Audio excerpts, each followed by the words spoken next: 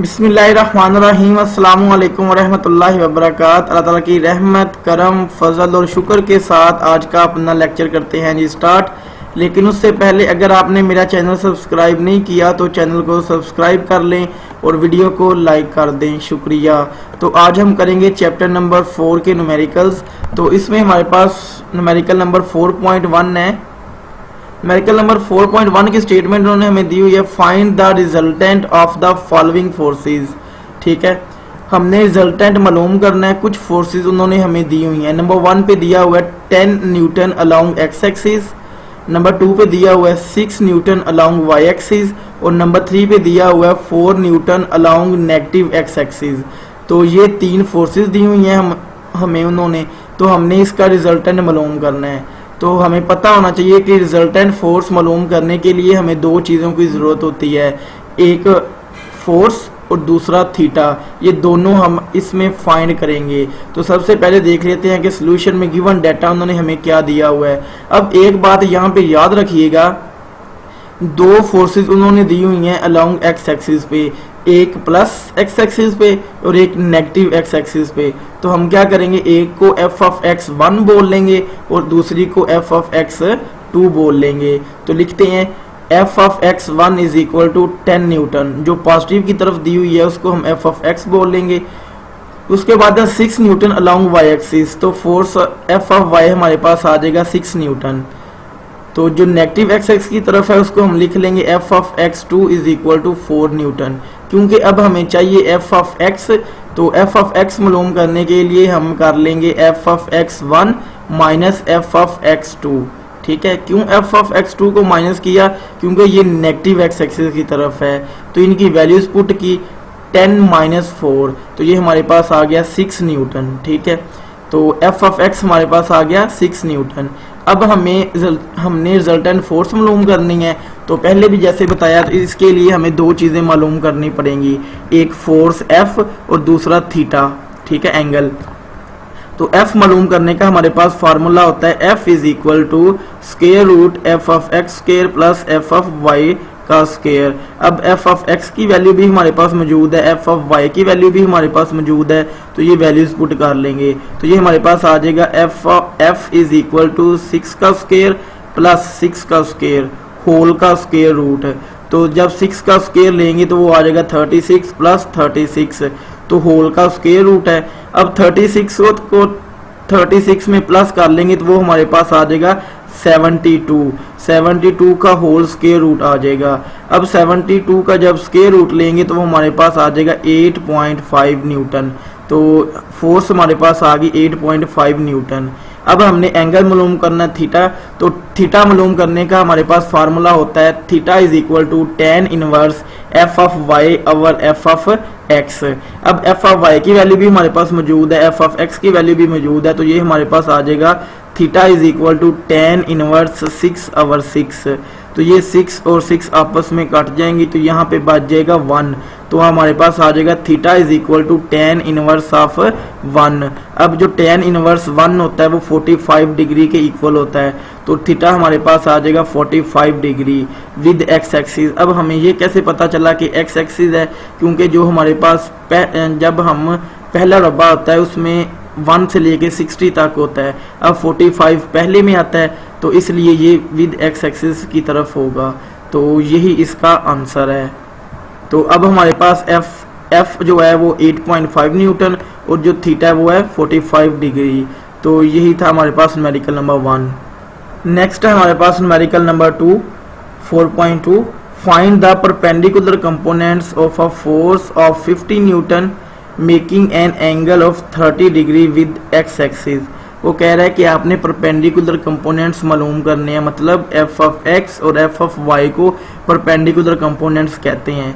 Force उन्होंने हमें दी हुई है और एंगल दिया हुआ है। तो सबसे पहले देख लेते हैं कि सॉल्यूशन में गिवन डाटा उन्होंने हमें क्या दिया हुआ है। अब उन्होंने हमें फोर्स दी हुई है 50 न्यूटन और थीटा एंगल दिया हुआ है 30 डिग्री। ठीक है, अब हमने परपेंडिकुलर कंपोनेंट्स इसके मालूम करने हैं। तो परपेंडिकुलर कंपोनेंट्स कहते हैं एफ ऑफ एक्स को और एफ ऑफ वाई को, ये दोनों हमने मालूम करने हैं। तो एफ ऑफ एक्स मालूम करने का हमारे पास फार्मूला होता है F of X is equal to F of cos theta. तो हमारे पास हमने एफ ऑफ एक्स मालूम करना है, एफ भी मौजूद है, थीटा भी मौजूद है, इनकी वैल्यू पुट कर ली जाएगी। तो हमारे पास आ जाएगा F of X is equal to 50 cos वैसे ही, और थीटा की जगह पे आ जाएगा 30। ठीक है, तो अब हमें पता है कि जो cos 30 डिग्री है वो 0.866 होता है। अब cos 30 की जगह पे हम 0.866 पुट कर लेंगे, तो ये हमारे पास आ जाएगा F of X is equal to 50 multiply 0.866। इनको मल्टीप्लाई किया तो हमारे पास आ गया F of X is equal to 43.3 newton. ये तो था हमारे पास एफ ऑफ एक्स। अब हमने मालूम करना है एफ ऑफ वाई। तो सिमिलरली एफ ऑफ वाई मालूम करने का हमारे पास फार्मूला होता है F of sine theta. F of Y is equal to F of sine theta है। तो इसी तरह फोर्स की वैल्यू पुट करेंगे 50 और साइन 30। अब हमें पता है कि साइन 30 0.5 के इक्वल होता है, तो साइन 30 की जगह पे 0.5 पुट कर लेंगे। तो 50 और 0.5 को मल्टीप्लाई करेंगे तो एफ ऑफ वाई हमारे पास आ जाएगा 25 न्यूटन। तो ये थे perpendicular components. F of X की वैल्यू हमारे पास आ गई 43.3 न्यूटन और एफ ऑफ वाई की वैल्यू हमारे पास आ गई 25 न्यूटन। तो ये था numerical number 2। Next numerical number 4.3, find the magnitude and direction of a force if its X component is 12 newton and Y component is 5 newton. अब वो कह रहा है कि आपने इसमें इसकी मैग्नीट्यूड और डायरेक्शन मालूम करनी है। मैग्नीट्यूड के लिए हमें एफ मालूम करना पड़ेगा और डायरेक्शन के लिए थीटा। तो सबसे पहले देख लेते हैं कि उन्होंने हमें गिवन डाटा में क्या दिया हुआ है। उन्होंने हमें बताया हुआ है कि जो आपके पास एक्स कंपोनेंट है ना, वो आपके पास 12 न्यूटन है। तो हमें पता चला कि जो फोर्स एक्स कंपोनेंट की तरफ है वो हमारे पास 12 न्यूटन है। तो हमने क्या लिखा, F of X is equal to 12 newton और F of Y is equal to 5 newton, क्योंकि एक्स और वाई दोनों कंपोनेंट दिए हुए हैं। और मैग्नीट्यूड मालूम करनी है, फोर्स और डायरेक्शन मालूम करना है। तो मैग्नीट्यूड बोलते हैं एफ को और डायरेक्शन बोलते हैं थीटा को। तो एफ मालूम करने के लिए हम वही जो पहले न्यूमेरिकल में फार्मूला यूज किया था वही करेंगे। F is equal to F of X का square plus F of Y का स्क्वायर होल का स्क्वायर रूट। अब एफ ऑफ एक्स की वैल्यू भी मौजूद है और एफ ऑफ वाई की वैल्यू भी मौजूद है, दोनों की वैल्यूज पुट की तो ये आ गया 12 का स्क्वायर प्लस 5 का स्क्वायर होल का स्क्वायर रूट। तो 12 का स्क्वायर लिया तो हमारे पास आ गया 144 प्लस 5 का स्क्वायर लिया तो ये हमारे पास आ गया 25। 144 प्लस 25 किया तो ये हमारे पास आ गया 169। जब हमने 169 का स्क्वायर रूट लिया तो ये हमारे पास आ गया 13 न्यूटन। ठीक है, तो फोर्स हमारे पास आ गई 13 न्यूटन। दूसरा हमने इसमें मालूम करना है डायरेक्शन। तो डायरेक्शन मालूम करने के लिए हमें थीटा मालूम करना पड़ेगा। तो थीटा मालूम करने का हमारे पास फार्मूला होता है theta is equal to tan inverse F of Y over F of X. F of Y भी मौजूद है और एफ ऑफ एक्स भी मौजूद है। तो ये हमारे पास आ जाएगा theta is equal to tan inverse 5/12। जब हमने 5/12 को डिवाइड किया तो ये हमारे पास आ गया 2.4। तो theta is equal to tan inverse 2.4 और tan इनवर्स 2.4 हमारे पास आ गया 22.6 डिग्री। ठीक है, विद एक्स एक्सिस। तो ये था हमारे पास। नेक्स्ट न्यूमेरिकल है हमारे पास 4.4, अ force of 100 Newton is applied perpendicularly on a spinner at a distance of 10 cm from a nut. Find the torque produced by a force। वो कह रहा है कि फोर्स है 100 न्यूटन। ठीक है, वो अप्लाई की जा रही है स्पिनर पे, तो वो 10 सेंटीमीटर का डिस्टेंस वो तय करता है। तो आपने इसका टार्क मालूम करना है। तो गिवन डाटा देख लेते हैं हमारे पास क्या है। गिवन डाटा हमारे पास f is equal to 100 newton. f बोलते हैं फोर्स को। ठीक है, और डिस्टेंस l। ठीक है, डिस्टेंस को हमने l से जाहिर कर लिया। तो ये हमारे पास 10 सेंटीमीटर। अब सेंटीमीटर को हमने चेंज करना है मीटर में। तो जब हम सेंटीमीटर को मीटर में चेंज करते हैं तो 100 के साथ डिवाइड करते हैं। जब 10 को 100 के साथ डिवाइड किया जाएगा तो ये हमारे पास आ जाएगा 0.1 मीटर। ठीक है, तो टार्क हमने इसमें मालूम करना है। तो टार्क मालूम करने का हमारे पास फार्मूला होता है tau is equal to F cross L. अब एफ भी हमारे पास मौजूद है और एल भी हमारे पास मौजूद है।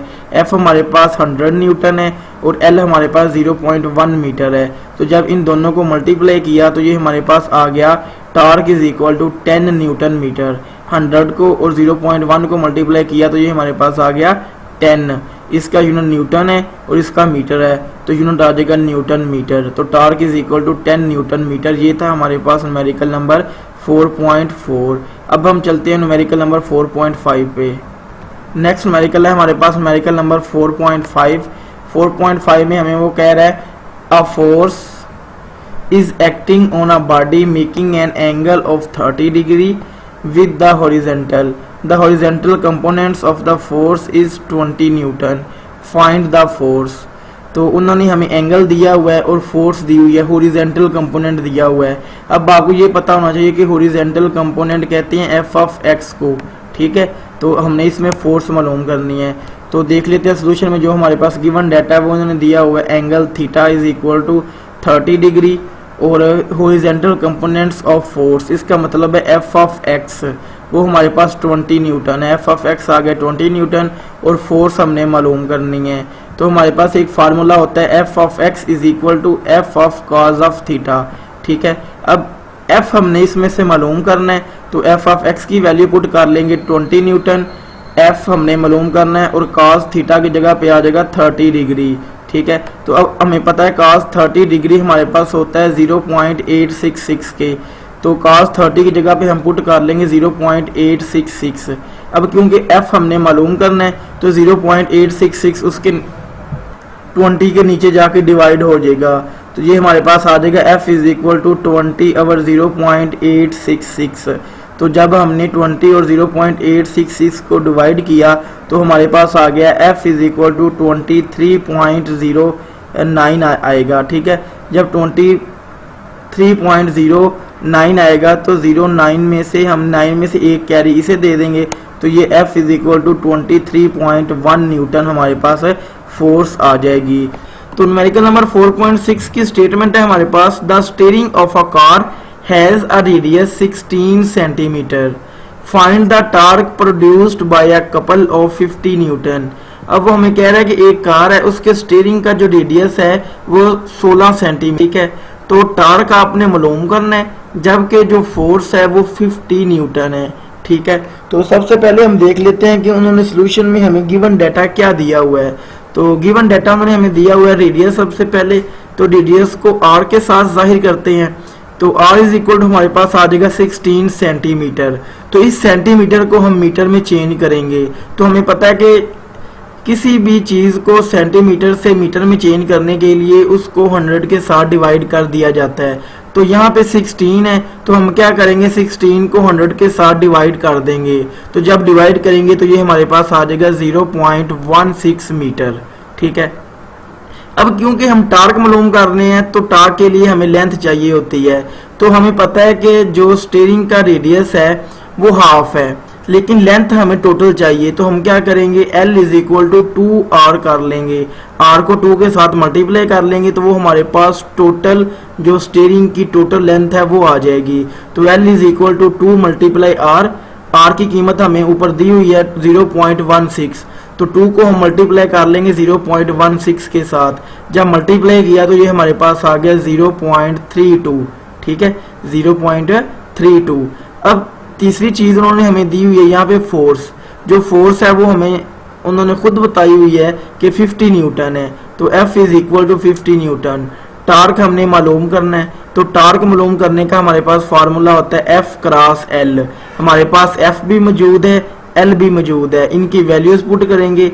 F की जगह पे 50 न्यूटन पुट कर लेंगे और L की जगह पे 0.32, ठीक है। और जब हमने इनको मल्टीप्लाई किया तो टार्क हमारे पास आ गया 16 न्यूटन मीटर, ठीक है। तो ये हमारे पास आ गया टार्क, तो यही इसका आंसर है। तो स्टूडेंट्स नेक्स्ट न्यूमेरिकल है हमारे पास न्यूमेरिकल नंबर 4.7 की स्टेटमेंट है a picture frame is hanging by 2 vertical strings. The tension in the strings are 3.8 Newton and 4.4 Newton. Find the weight of the picture frame, ठीक है। वो कह रहे हैं कि एक पिक्चर है जिसको हमने दीवार के साथ लटकाया हुआ है, ठीक है। अब उसको जब लटकाया हुआ है तो उसमें स्ट्रिंग्स जो है T1 और T2 वो 3.8 न्यूटन है और 4.4 न्यूटन है। तो हमने उस फ्रेम का वेट मालूम करना है। तो सबसे पहले देख लेते हैं उन्होंने हमें गिवन डाटा क्या दिया हुआ है वो लिख लेते हैं। तो सोल्यूशन में गिवन डाटा उन्होंने हमें टेंशंस दी हुई हैं। एक टेंशन को हमने T1 कह लिया, 3.8 न्यूटन और दूसरी टेंशन को हमने T2 कह लिया 4.4 न्यूटन।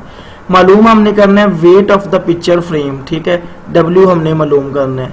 अब हमें पता है कि जो पिक्चर है वो इक्विलिब्रियम में है, ठीक है, क्योंकि वो हरकत नहीं कर रही, ठीक है, तो उसमें जो हमारे पास Fx है वो भी 0 होगा और Fy है वो भी 0 होगा। तो एज वी नो डैट, हम जानते हैं कि जब भी हमने किसी चीज़ का टेंशन है और उसमें वेट मालूम करना हो तो हम उसमें फार्मूला अप्लाई करते हैं T minus W is equal to 0, ठीक है, T minus W is equal to 0। अब क्योंकि यहाँ पे हमारे पास टेंशन 2 है, T, जब इन दोनों को प्लस करेंगे तो हमारे पास T के इक्वल आएगा, तो हम क्या करेंगे, इस T की जगह पे T1 प्लस T2 कर लेंगे, इस T की जगह पे T1 प्लस T2 कर लिया, 7 माइनस डब्ल्यू वैसे ही इज इक्वल टू 0। अब हमने W मालूम करना है तो ये W 0 के इक्वल के उस साइड पे चला जाएगा, तो ये हमारे पास बन जाएगा T1 plus T2 is equal to W। अब हमारे पास T1 भी मौजूद है, T2 भी मौजूद है, T1 3.8 प्लस T2 हमारे पास है 4.4। जब इनको प्लस करेंगे तो हमारे पास जो फ्रेम, पिक्चर का फ्रेम है उसका वेट आ जाएगा 8.2 न्यूटन, ठीक है, तो यही इसका। तो स्टूडेंट्स नेक्स्ट न्यूमेरिकल है हमारे पास 4.8। तो 4.8 की स्टेटमेंट है हमारे पास 2 blocks of mass 5 kg and 3 kg are suspended by the 2 strings, find the tension in each strings। वो कह रहा है कि 2 ब्लॉक्स हैं, एक का मास 5 kg है और दूसरे का 3 kg है, आपने इनकी जो स्ट्रिंग्स है उसमें टेंशन मालूम करनी है, ठीक है। तो ये हमारे पास 2 ब्लॉक है, एक थोड़ा सा बड़ा है, एक थोड़ा सा छोटा है। जो बड़ा है उसका मास भी ज्यादा है, जो छोटा है उसका मास भी कम है। तो जो गिवन डाटा वो हम लिख लेते हैं, मास ऑफ लार्ज ब्लॉक। अब 2 ब्लॉक है, एक लार्ज है और एक स्मॉल है, तो लार्ज ब्लॉक वाले को हमने कैपिटल M से जाहिर कर लिया और स्मॉल वाले को स्मॉल m से, ठीक है। तो capital M is equal to 5G और small m is equal to 3G।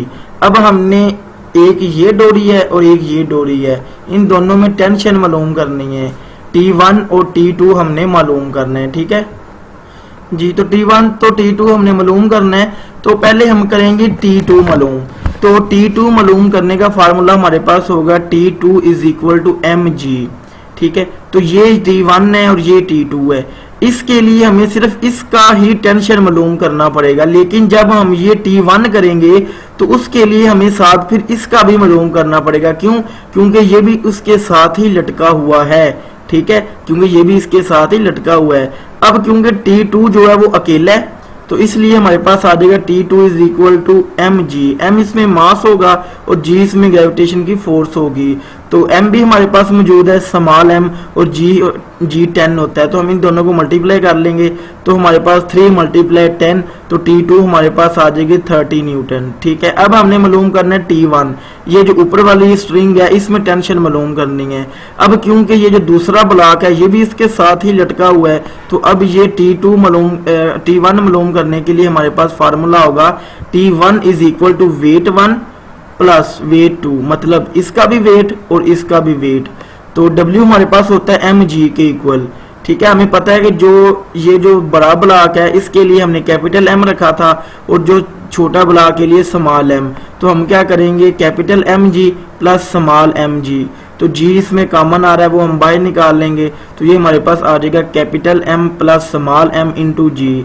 अब कैपिटल M की वैल्यू भी हमारे पास मौजूद है, स्मॉल m की वैल्यू भी हमारे पास मौजूद है और g की वैल्यू का हमें पता है क्या होती है। तो T1 हमारे पास आ जाएगा 3 प्लस 5 इंटू 10 के साथ इसे मल्टीप्लाई कर दिया जाएगा। अब 5 और 3 को प्लस किया तो हमारे पास आ गया 8 मल्टीप्लाई हो रहा है 10। तो स्टूडेंट्स जब हम 8 को और 10 को आपस में मल्टीप्लाई करेंगे तो ये हमारे पास T1 आ जाएगा 80 न्यूटन।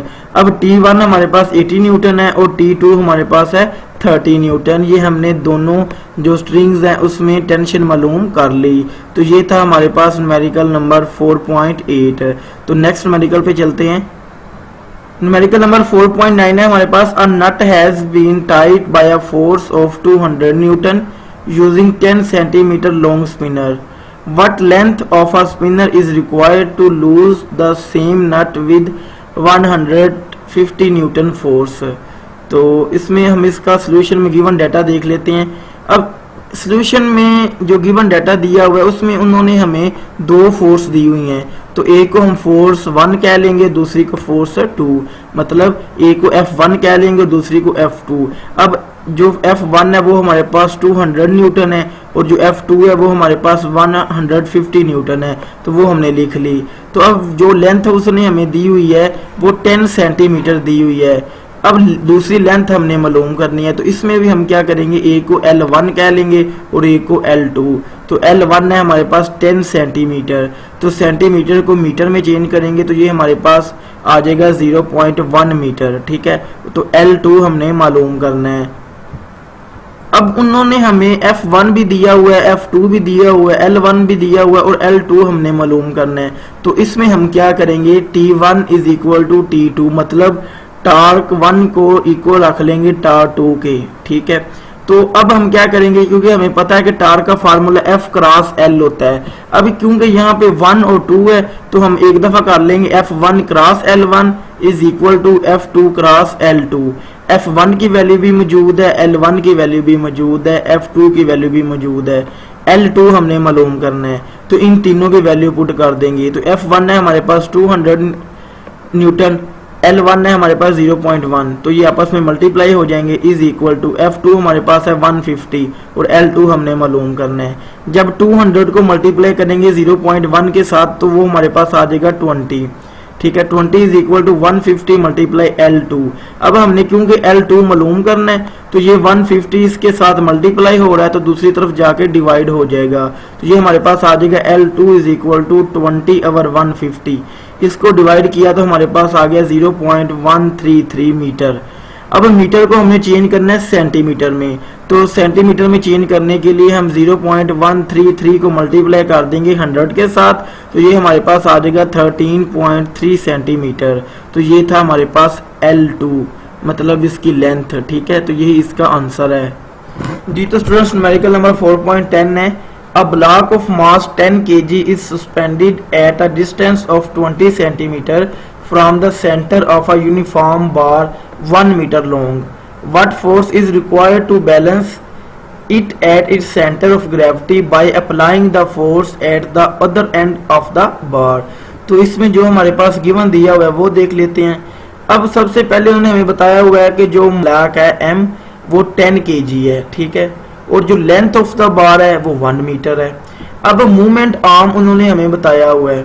ठीक है, movement arm of weight 1 L1, उसे हम L1 कह लेंगे, तो वो 20 सेंटीमीटर है। 20 सेंटीमीटर को मीटर में चेंज करेंगे तो वो हमारे पास आ जाएगा 0.2 मीटर। इसी तरह W2 का मूवमेंट दिया हुआ है, उसे हम L2 कह लेंगे, वो 50 सेंटीमीटर है। ठीक है, 50 सेंटीमीटर को हम फिर मीटर में चेंज करेंगे तो वो हमारे पास आ जाएगा 0.5 मीटर। अब हमने फोर्स मालूम करनी है जो रिक्वायर्ड है, तो उसको हमने F2 कह लेंगे। ठीक है, अब हमने इसमें मालूम करना है F2, तो हम क्या करेंगे, इस पर फार्मूला अप्लाई करेंगे प्रिंसिपल ऑफ मूवमेंट्स का, मतलब क्लॉकवाइज मूवमेंट जो हमारे पास इक्वल होगी एंटी क्लॉकवाइज मूवमेंट के। ठीक है, वही फार्मूला हम फिर लगा लेंगे, F1 multiply L1, F2 multiply L2।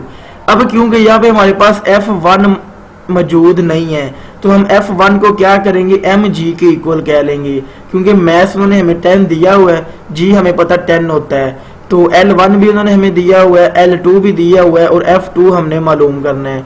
तो m की जगह पे 10, g की जगह पे 10। ठीक है, मल्टीप्लाई L1 की जगह पे 0.2, F2 मालूम करना है और L2 की जगह पे 0.5।